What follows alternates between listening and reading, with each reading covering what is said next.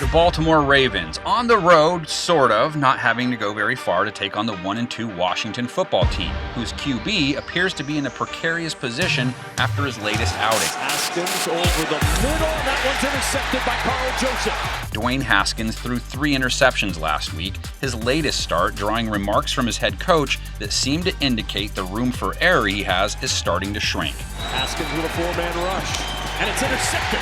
With the Washington passing attack struggling, it might be time to really devote themselves to running the ball more, because they've been effective when they do. Gibson the carry, and Gibson into the end zone for a Washington touchdown. Antonio Gibson is the reason they let Adrian Peterson walk, and he's averaged 4 or more yards per carry every game. Gibson again, cuts back, and Gibson dragging tacklers down.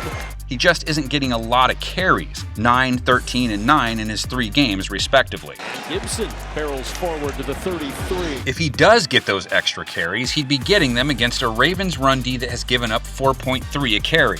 Back to Clyde Edwards-Helaire. Has first down yardage. Where the Ravens appeared more vulnerable was against the pass. Here's Mahomes, gets some pressure, man in his face. He's got Hardman wide open for the touchdown. It was a rough Monday night against Patrick Mahomes, who even threw one of his TD passes underhand. Mahomes underneath shovel to Anthony Sherman, the fullback, for the touchdown. But that's Mahomes. Baltimore had the 4th lowest passer rating coming into the game, so that poor performance doesn't fit their body of work. And the Ravens defense holds. And neither does what we saw from Lamar Jackson last week. Off the play fake, Jackson loads up across the middle.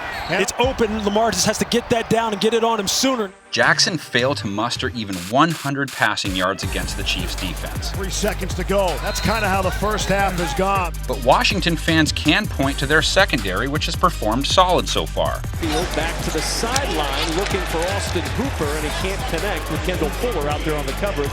A passer rating under 90, under 7 yards per attempt, and the 10th lowest completion rate allowed. Off the hands and incomplete, and now 4th down.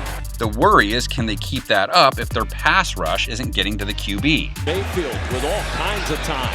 To the sideline, and there's Beckham. Washington has the 2nd most sacks through 3 games, but Chase Young is dealing with an injury, and they lost Matthew Ioannidis for the year. Up the middle, Mayfield in trouble, down he goes. Jonathan Allen with the sack.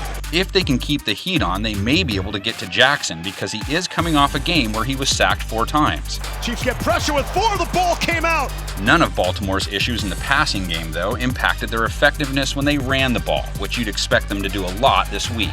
This is the DNA of this team. They're going to come downhill at you until you prove that you can stop them. Not only is pounding the rock a Ravens specialty, stopping the guy toting the rock is not a Washington specialty. Chubb to the outside. Chubb with a crease, step through a tackle. Chubb to the end zone. That's a touchdown. Nick Chubb averaged 5.7 a run against them last week, and they've given up 4.4 a run over their first 3 games. Chubb again. There's a cutback.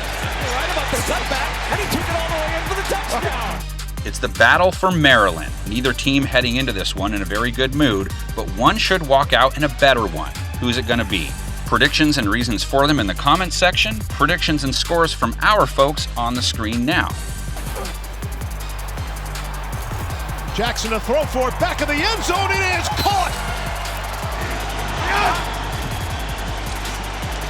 Haskins to the end zone, open, it's Inman with his 2nd touchdown catch of the day, and Washington is back on top of the road.